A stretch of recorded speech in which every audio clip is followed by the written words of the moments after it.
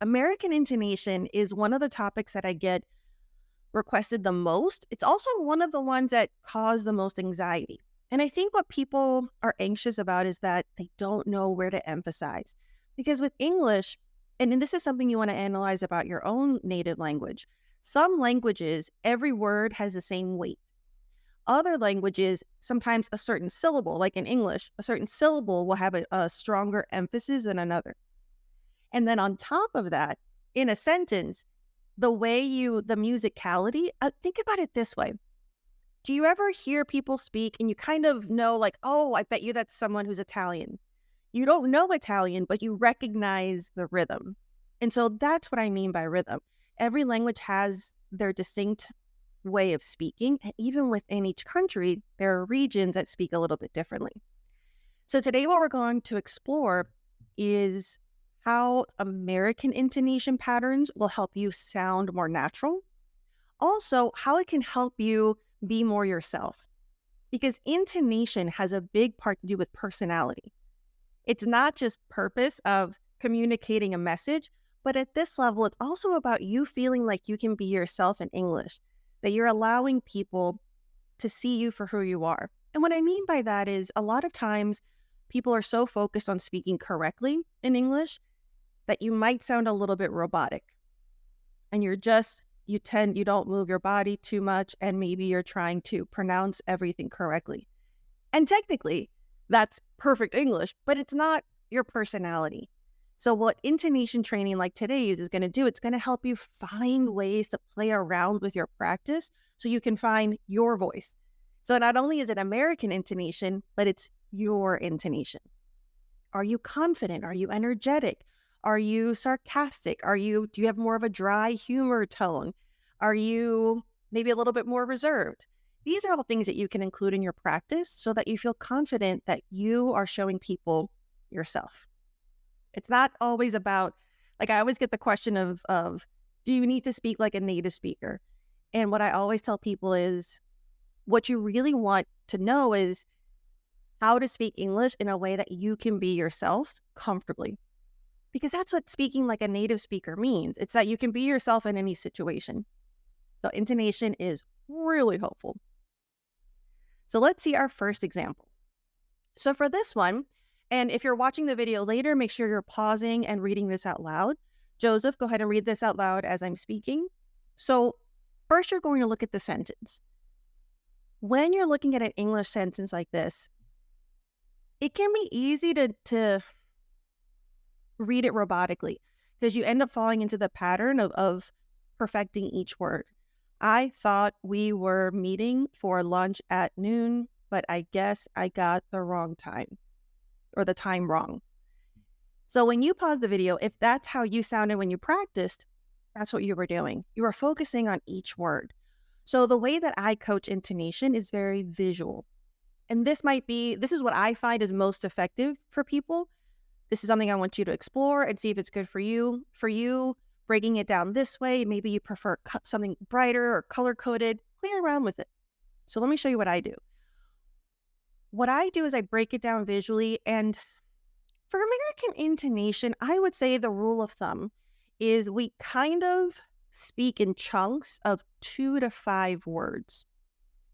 So that's usually how I like to remind people, like, okay, like, of course, there's always an exception. Sometimes you want to emphasize just one word, or maybe it's a long chunk, but mostly American intonation will be every 2 to 3 words is a chunk. And you'll be able to say that chunk, that section in one breath. So let's take a look at how I would divide this. So when I say visual, this is what I mean. I break it down.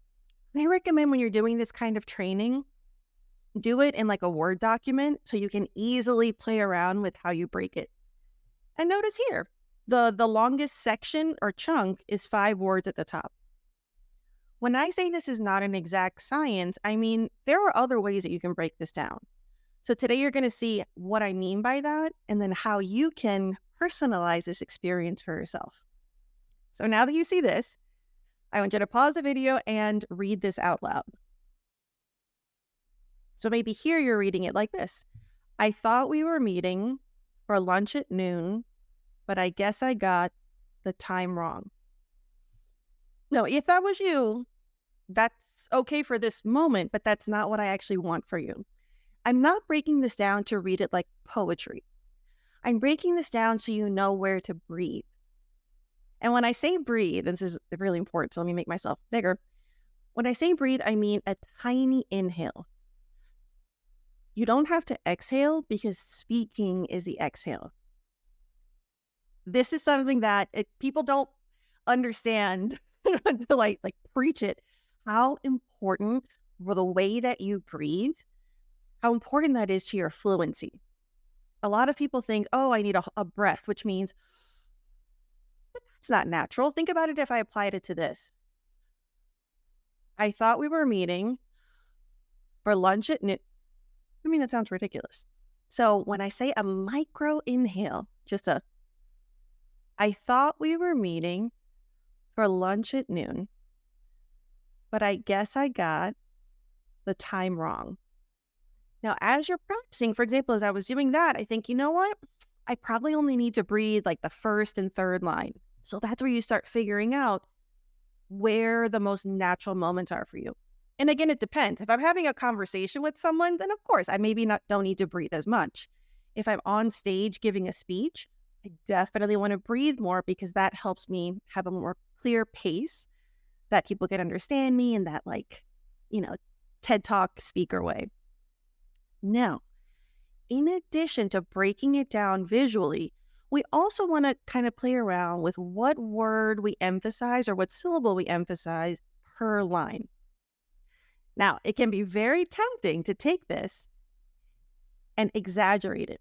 So I don't want you to sound like, I thought we were meeting for lunch at noon, but I guess I got the time wrong.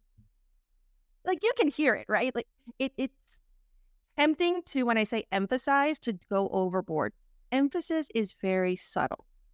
Sometimes you can emphasize something by slowing down. Sometimes you emphasize something by being louder.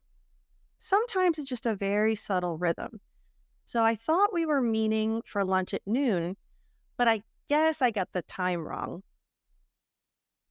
So notice there, things are starting to flow a little more naturally. It's not about punching each word that's highlighted. It's just giving you a guide for a rhythm. And as always, this is not an exact science.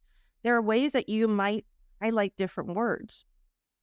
Here's another example where the visual can be malleable. It can be changeable. Instead of doing these longer sections, if that's still causing you to feel anxious or you're not feeling your most natural self, break it down more. As long as when you read it out loud, you're not stopping. I thought we were meeting. I thought we were meeting for lunch at noon, but I guess I got the time wrong. Basically, it's just a guide to help you feel more in control and to help you understand the patterns of natural American English. So again, there are multiple ways you can break it down. As a rule of thumb, again, to remind you, maybe 2 to 5 words is usually what I recommend. And it also depends on the intent on the audience. This is a really casual sentence, so I'm not going to read it. I thought we were meeting for lunch at noon. You have to visualize, right? Okay, I'm at work, I'm with my coworker, and I showed up late to lunch. Like, oh my gosh, I'm so sorry. I thought we were meeting for lunch at noon, but I guess I got the time wrong. Please forgive me. So notice when I make the visualization, because I'm apologizing, that was a whole different energy to it. Maybe you want to visualize you showing up early and oh, no, don't worry. I thought we were meeting for lunch at noon, but I guess I got the time wrong. Don't worry, you're not late. Make sure you add visualization and contextualization to your practice. You are now advanced. You're not studying this so you can pass a test. You're studying this so that you can sound like yourself and feel fluent and like you are authentic. So now let's look at our next example here. Go ahead and pause the video if you're watching this later and read it out loud. Now here, the reason I remind you to breathe is because when we're doing this kind of practice, it can be very tempting to start tensing your shoulders. It can be very tempting to I have to do this correctly. We're doing natural English. So relax your shoulders. The first time you read it, even for myself, the first time is always awkward. You don't know what the sentence is about. You don't know the context. You're still kind of figuring out the message. So it's okay that it feels awkward. And it's okay if it sounds awkward. But now, looking at this, the first sentence we did was more conversational. This one's more of a business example. So already I'm putting myself in like, okay, I'm probably at the office. Here, I'm going to visualize like I'm the team lead. I'm in a meeting and I need to be, authoritative and persuasive. So now that you know the tone, let's divide it. So here, this is one example of how you can break it down. And remember, there are different ways. As you notice here, you'll notice the pattern. Usually it'll be about 2 to 5 words per chunk. Okay, so now pause the video. Go ahead and practice reading it on your own. Okay, so now that you've done it the first time, I think by now you're already seeing how your practice is changing. You're probably not reading it as robotically as the first time. I'm hoping that you're not reading it like after reviewing the data, I believe we should adjust. So if you are, this is just your moment to remember we want to have it smooth, melodic, really bring in the connected speech practice that we had from other master classes. Yeah. So for example, after reviewing, the R at the end of after blends with the R at the beginning of reviewing. So we're not going to say after reviewing.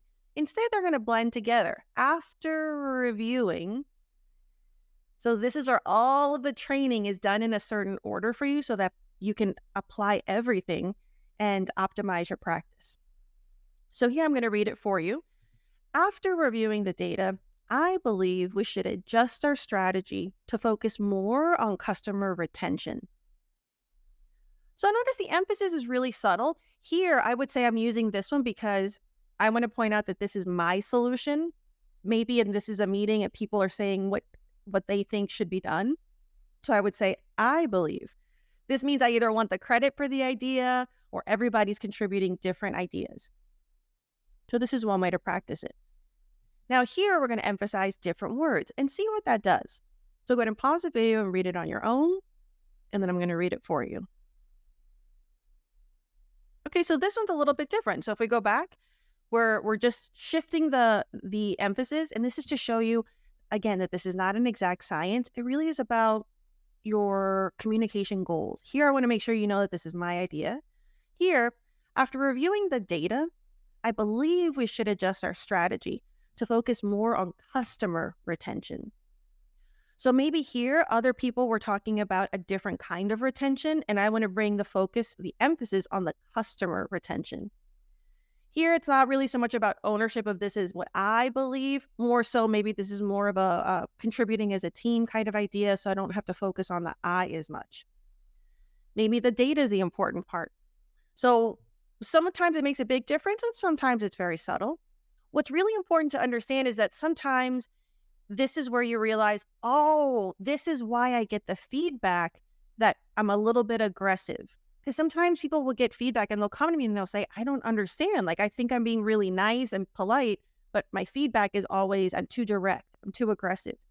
Sometimes it's because of the intonation. And when you realize that, this is what I mean about being able to be yourself. You're like, oh, I don't want to be mean and aggressive at work. I want to be productive. I want to be a good leader. And so sometimes by working on our intonation, it's even more powerful than learning more words. Most people think, oh, I need more English. At this level, of course, we all want more English, but the intonation practice is actually going to get you a lot further. This will help you sound more diplomatic, friendlier in the times that you need to be friendly, authoritative when you need to have more leadership. This is going to help you do that better because it's not about more complex grammar. It's about the delivery. So now we went from a casual conversational example back to a professional business English example. So you want to visualize yourself reading this and you're talking to, let's say, a coworker. Go ahead and pause the video and read it out loud. Okay, good. So by now, it should feel smoother. By now, what I'm hoping is you're realizing that you're naturally breaking this up in chunks, even if you're not physically moving them. By now, you should realize, oh, I'm taking little micro breaths, at least at the beginning and the middle. If nothing else, at least that. That's going to make it easier. If you're saying this whole sentence in one breath, A, that's exhausting, but B, imagine all of your sentences that way. It's not sustainable. It's not natural. So this is where you start catching and optimizing your practice. Okay, so then we're going to visually divide it. Remember connected speech. Remember the rhythm, the linking, the blending. All right, go ahead and pause the video and read it out loud. Now for this one, now that we were aware of the rhythm, the breathing, connected speech, something that you're going to add to your awareness is reductions, so you can sound more natural. If you don't remember reductions, go back. I think it's one of the first, maybe like middle master classes, and review that lesson. A great example here is instead of saying, I wanted to follow up, we're going to have the connection of follow up. So that's going to sound smooth. But instead of saying to, if you recall from the reductions masterclass, Americans usually say tuh. So let's see how that changes this. I wanted to follow up. I wanted, because then the T kind of disappears a little bit. I wanted to follow up. I wanted to follow up. And then here, even though we separate it visually, it's okay that sometimes you're still going to have some connection. So follow up on, even though I divided it, it still has an opportunity for connection because we have the p at the end of up and the vowel of on. Follow up on. You can still connect, but there's going to be that rhythm. It just helps you visually to sound more natural. So I wanted to follow up on our, and maybe you want to pause it completely. I wanted to follow up on our conversation from last week. Now, because we're emphasizing last, you hear the T a little more. However, if we're not emphasizing last, a lot of times Americans will drop the T and it sounds like last week. So sometimes these are subtle, little quirky things that Americans do. Regarding the upcoming project deadlines. So here you want to visualize maybe there are other components of the project that you could have discussed, but you want to focus on the deadlines. All right, and now we're going to play around with it, shifting the emphasis. Go ahead and pause and read out loud. All right, now for this one, maybe visualize yourself, instead of to your team member, maybe it's to the CEO of the company if that's not you. And so maybe you're a little nervous or you want to be a little more diplomatic. It's up to you, but I wanted to follow up on our conversation from last week regarding the upcoming project deadlines. So there's just a little more deference. There's a little more diplomacy. It's an option. All right, so here it's really important to know that sometimes it's about the message in terms of what words you emphasize, and sometimes it's just about mixing up the practice in a way that helps you play around with your voice and find your most confident self. Sometimes you'll notice wow, I cannot say it clearly if I'm emphasizing this word, or I get confused on the connected speech if I separate the first and second line. Great, then don't separate them. Make it so that you can say it naturally. This is not an exact science. This is really about personalizing your practice. So whatever doesn't work, don't force it. Find a different way. All right, so for this one, go ahead and pause. We're going back to a conversational example. So now you're talking to a group of friends. So now you know what the topic is about. What I'm hoping by now that you're doing is you're opening your mouth more comfortably. You're giving your mouth space to make all the remember, pronunciation is very muscular. All these master classes have been to train your mouth muscles and your tongue. So hopefully you're able to feel confident pronouncing each word. You're starting to feel the smoothness. The other thing is I'm hoping at this point you're feeling less anxiety. I hope you feel less, I need to do this correctly, and instead, oh, how am I going to say this? I hope by now you're starting to get curious about how you can be yourself instead of anxious about how to say it perfectly. And if you still feel some anxiety, now you know that this is where you want to work on your breathing, relax, maybe take a break, go dance a little bit, come back to it. It's about finding you in English. So here we're going to divide it up this way. Now this one looks a little bit longer just because the words are bigger. It happens. So here, go ahead and pause and read it again. Good. So for this one, you want to focus on, notice that I emphasize downtown. So maybe this restaurant has an uptown and a downtown location. So I want to focus on letting them know I'm talking about the new downtown one. I'm highlighting supposed because I'm like, I don't really know. This is what I've heard. So I'm highlighting that I'm not responsible for the information, but this is just what people say. Whereas, let's change this around a little bit. So maybe there's only one location, and so I want to focus on highlighting that it's new. Go ahead and pause and read this. So by now, as you're doing this practice, I want you to check right now, how are your shoulders?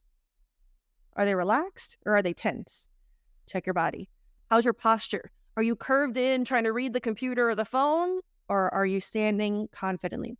Remember, how you practice English and communication is how you're going to do it when you're not thinking about it.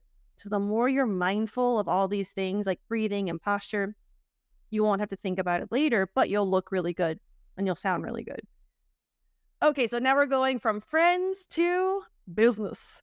So now you're in a meeting, and let's say you're talking to a client and you're trying to give them an update on a project and how your progress is going to be. So go ahead and pause and read out loud. So by now, your shoulders should be more relaxed. You're kind of seeing what I'm hoping by now you're seeing is you're recognizing patterns without having to see them. You're not seeing things broken down or words emphasized, but with all the practice, I feel like you're kind of understanding where you have an option to emphasize. Maybe here, like, oh, we should be able to. Now you're like, okay, I like the word should to emphasize. So you're starting to feel not only the American intonation, but your rhythm. Okay. So now we're going to break it down this way. This is one option. And go ahead and pause and read. Now, at this point, what some people start realizing, and this is where you want to play around with the method, because at first, it's a light bulb. You're like, oh, okay, now I can see where we break it down.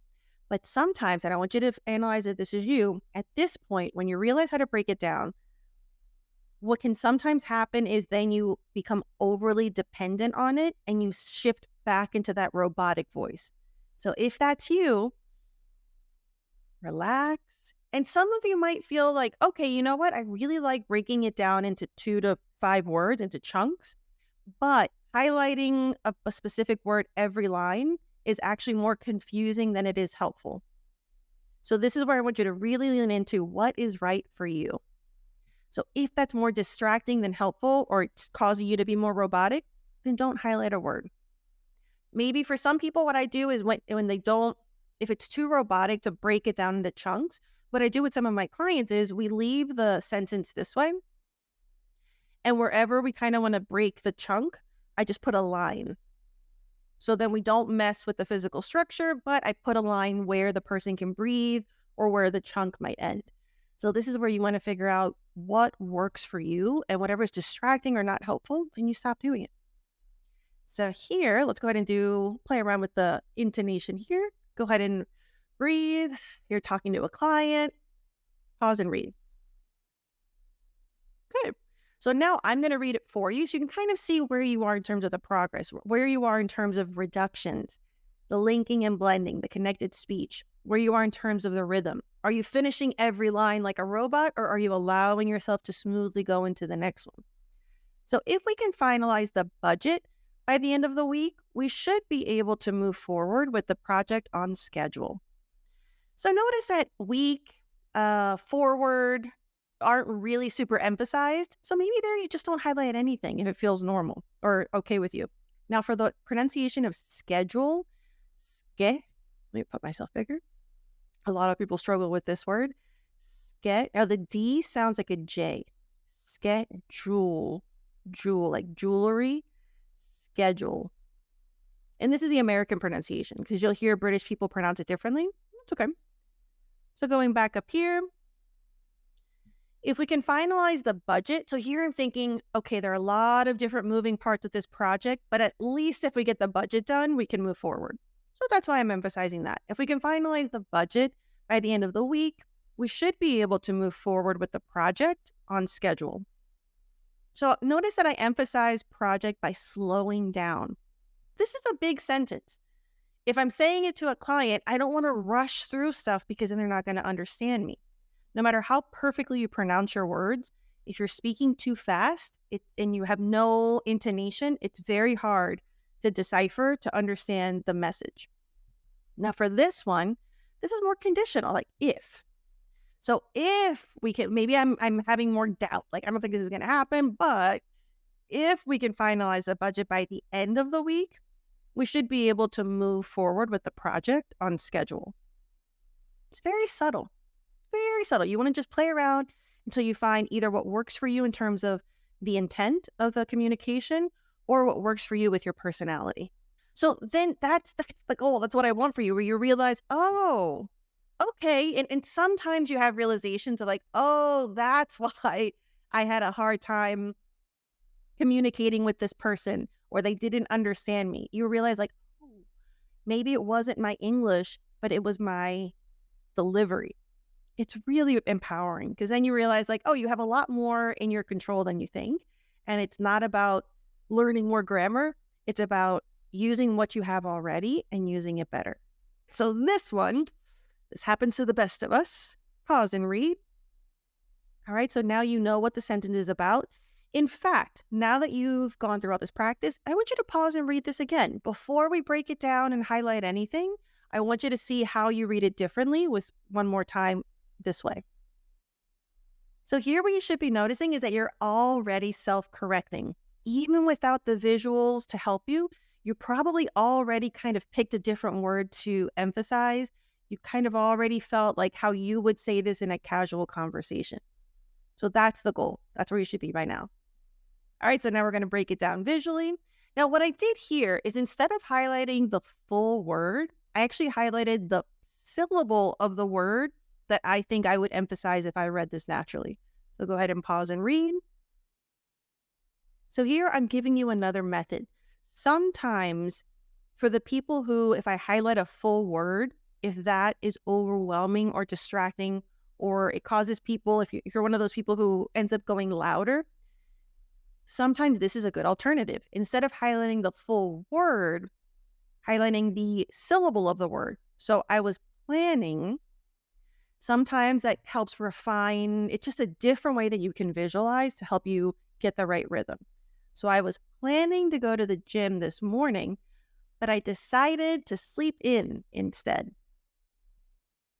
So there, if you feel like, oh, okay, that makes a lot more sense to me, or maybe you think that's still distracting, or okay, it helps me if I highlight the planning and decided, but the other ones were too much. That's okay. Highlight whatever works for you. So I want you to be as flexible as you need, because sometimes it can be distracting. For me, if I was doing this for myself, I would probably only highlight, I was planning to go to the gym this morning, but I decided to sleep in instead. So I would probably highlight the PLA, the CI, and in. And that would be enough for me to sound natural.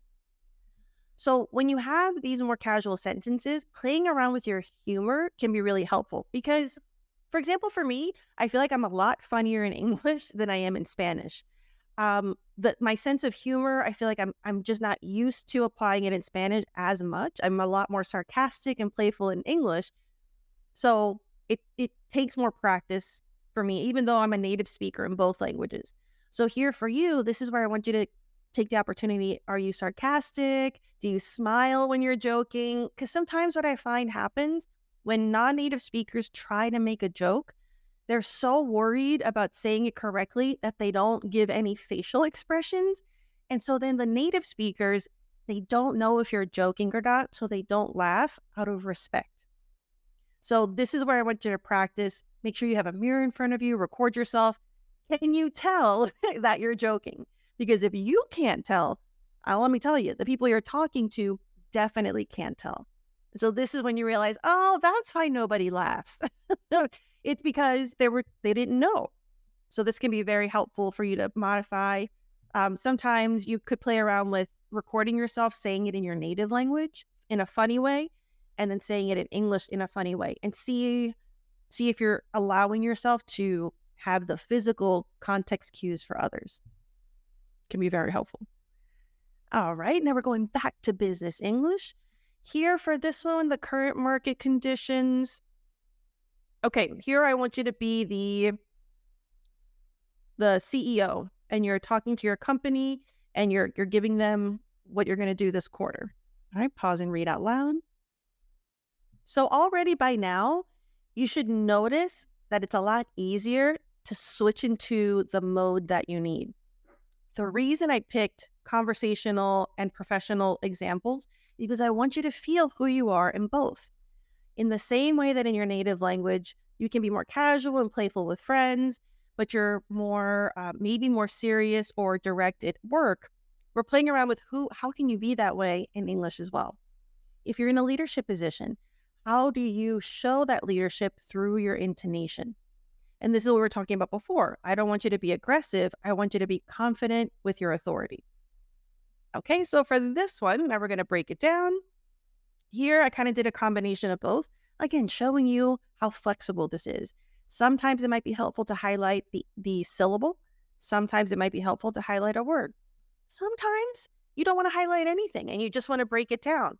Maybe you don't want to break it down and you just want to highlight. Make this tailored to your learning style. Okay, so pause and read. So here you want to check, are you falling back into robot voice or are you allowing yourself to visualize? You're sitting at the head of the table in the conference room. You're talking to like 10 or 20 directors in your company. How do you want to be perceived? Do you want to be, given the current market conditions, we might need to reconsider? Or given the current market conditions, we might need to reconsider our approach to launching the new product. So you really want to, this is why I love recommending recording yourself. Even if you don't like your voice, everybody tells me, I hate my voice. I don't like looking at myself. That's fine. You don't have to like it, but you can still use it. Because then you really get to hear it and think, oh, that does not sound like I thought I was sounding. So you're able to play around with the intonation practice now that you have the tools. Great work. I'm really proud of you. Now I hope that you realize what I meant with the beginning with the mindset. Sometimes when you're doing this kind of practice, it can feel overwhelming. Like, that's great when you tell me, Tannia, but myself at home, how am I supposed to know this? Now you know. By doing this practice, watch this masterclass again if you need to. Practice it more. Maybe do the masterclass and then come up, ask ChatGPT for more sentences. You want to customize it. And you'll notice I have that prompt next in this module. And you'll be able to copy that for more examples. If you want to use this practice for more conversational examples, maybe you really want to work on small talk, you're going to ask ChatGPT, please give me small talk conversational sentences that I could use with my friends or with the parents at the pool when my kids are swimming. You want to be really specific about the examples and you'll be able to practice. But now you know enough so that you can understand how to practice. Remember, you don't have to memorize any rules. It's just about becoming more familiar with it. This will also help you observe differently. You'll be able to observe more effectively because now you can know, like, okay, every 2 to 5 words, where are they going up? Where are they slowing down? It's amazing what you'll start noticing, and then you'll be able to apply that to your practice as well. And as always, for any American pronunciation, business English, or leadership communication resources, go to TanniaSuarez.com. Thank you so much for doing this practice with me and for trusting me with taking you to the next level.